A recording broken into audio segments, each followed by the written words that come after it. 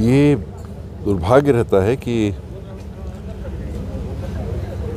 आम लोग उस बात को महसूस नहीं करते कि जो हम देखते हैं कि चंडीगढ़ के मेयर के चुनाव में पूरी व्यवस्था को अपहृत कर लिया जाता है। यहाँ हमको दिखता है हमारे साथ तो कुछ नहीं हो रहा, मेरे साथ तो कुछ नहीं हुआ, आपके साथ तो कुछ नहीं हुआ, लेकिन देश में जिस तरह से फासिस्टवादी सोच के लोग प्रजातांत्रिक माध्यम से सत्ता में पहुंच गए हैं और जिस तरह से वो सारी व्यवस्थाओं को जकड़ ले रहे हैं, हमारे विचार से ही हम जैसा सोचेंगे, हम जैसा चाहेंगे वैसे ही करना।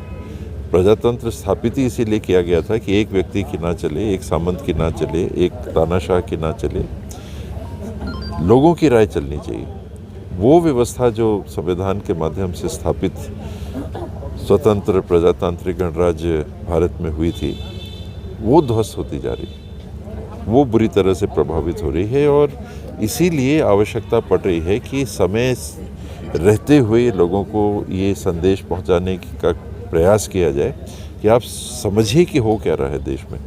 ऊपर से नहीं दिखता, लेकिन अंदर से जिस तरह से सभी संस्थाओं को कब्जे में ले लिया जा रहा है और उसके माध्यम से सोचा नहीं जा सकता था कि एक मेयर के चुनाव को, चंडीगढ़ के मेयर के चुनाव को सबसे बड़े शहरों में देश के माना जाता है, विकसित शहरों में माना जाता है, हाई कोर्ट के निर्देश के बाद ऑन कैमरा चुनाव हो रहा है, रिकॉर्डिंग हो रही है उसकी, और फिर भी ऐसा किया जा सकता है। क्या लगता है बाबा, इस यात्रा से कितना असर पड़ेगा लोकसभा चुनाव में?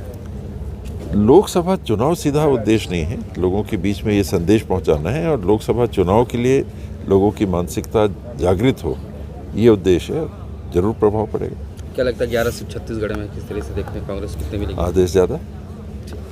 हमसे जुड़े रहने के लिए हमारे YouTube चैनल को सब्सक्राइब करें और नई वीडियो की नोटिफिकेशन के लिए बेल आइकॉन को दबाएं।